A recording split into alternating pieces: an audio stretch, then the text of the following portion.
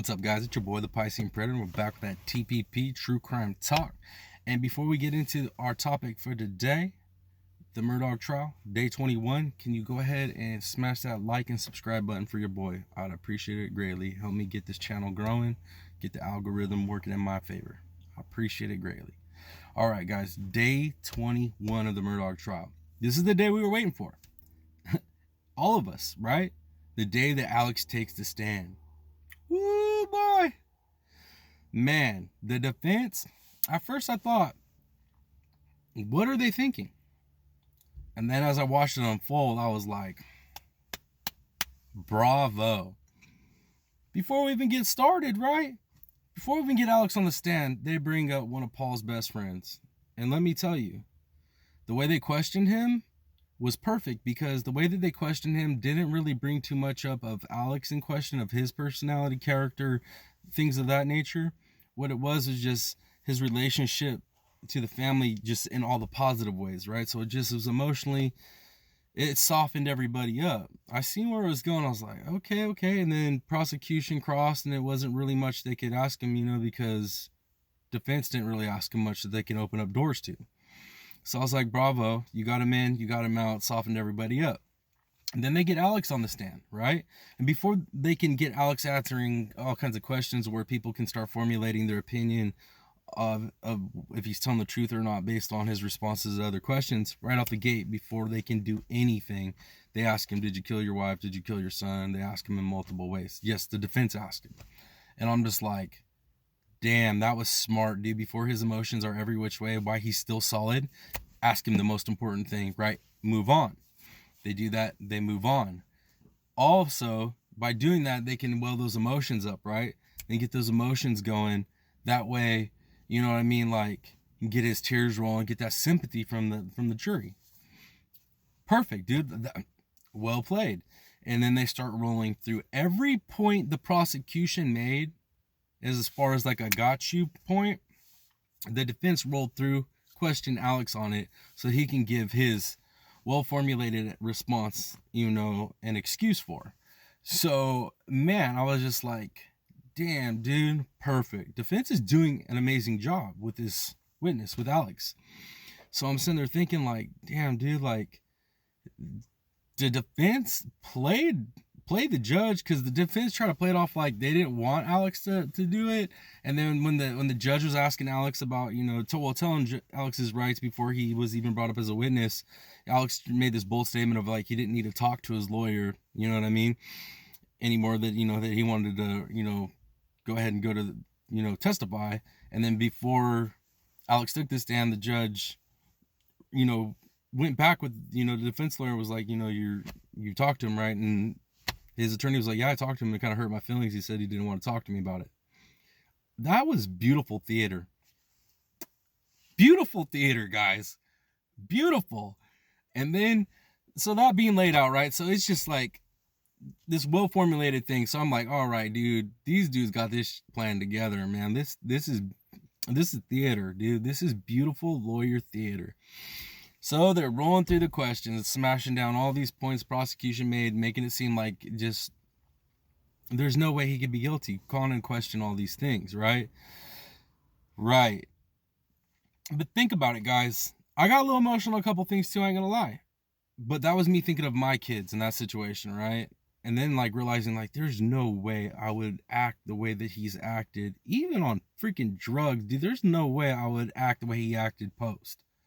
There's just no way. And he can try to like make up excuses for a lot of these things, dude, but who's gonna believe him after all the things that he's done to people with the financial crimes and the boat case, just everything? I mean, the dude had somebody fake shoot him and like fake assassinate him, dude. He took a bullet, however they did it, dude.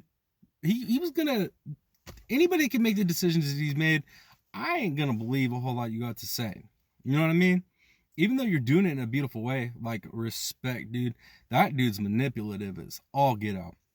Because as I'm watching it, I'm taking the fact that this is a lawyer that has practiced for years upon years, super successful, practiced at different levels, also from a family of super successful lawyers, right? Just, the dude is good at what he does.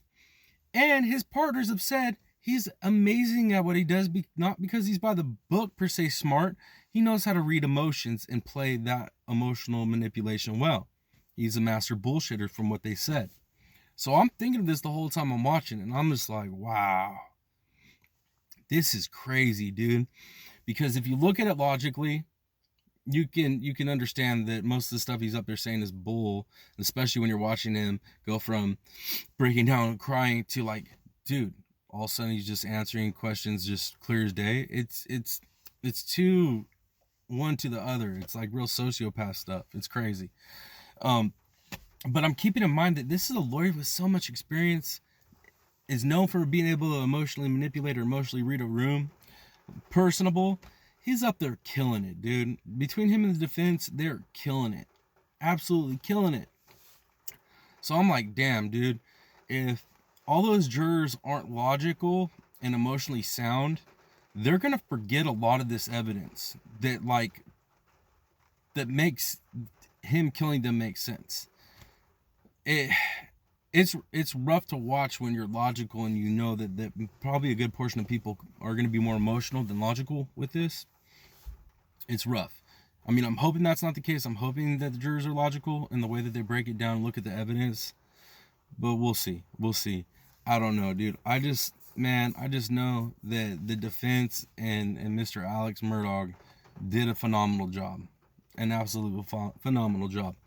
But then we got the prosecution. And the prosecution, man, at first I was like, dude, what are you guys going to do? And what they've done so far, because the day stopped while he was still on the cross. So, right now he's going through and literally laying out the financial crimes in a way that makes Alex have to admit to how wrong it was. Not just that he did the things, but how wrong it was, the fact that he could look people in the eyes and make them feel like they were getting their fair due, and knowing that he the whole time was just jacking all their money and he could do it without remorse. And then he wanted, and then they basically broke down like, okay, and then like, you couldn't have spent all that money on pills. So they got him to admit that money funded his lifestyle, not just the pills, which makes sense to me now, right? 50 grand a week in pills. Come on, bro. Like, that don't make sense at all. That doesn't make sense at all.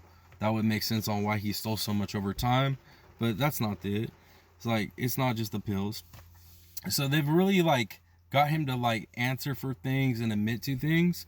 But Alex is good, man. The way he tries to admit to things, he really downplays it when he does it, because he's so sorry. He's so sorry. Yeah, guys, like I said, the prosecution's still in the middle of their cross. The day has ended. Tomorrow we'll pick back up with Alex on the stand. At the end of the day, defense was trying to get the judge to allow them to bring different witnesses up before Alex finished with the prosecution's cross, which didn't make no sense at all.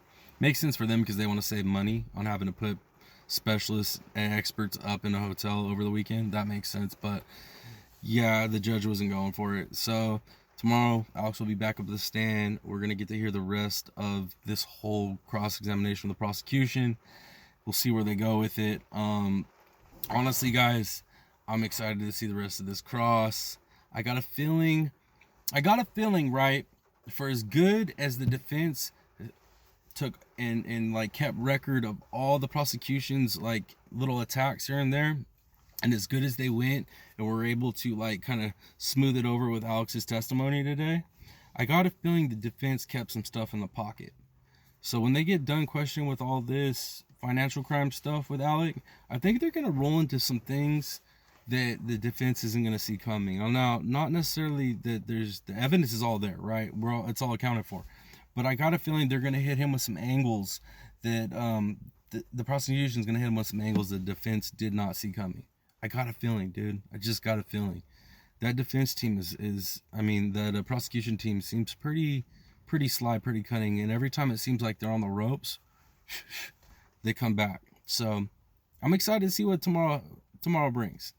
Tomorrow, I feel like, I don't know what experts they're going to be able to bring up to really make people question the crime scene. Dude, it's not the crime scene or way that was processed. Like, I get it. There could have been other people that the evidence of them being there could have been messed up. But I doubt that, man.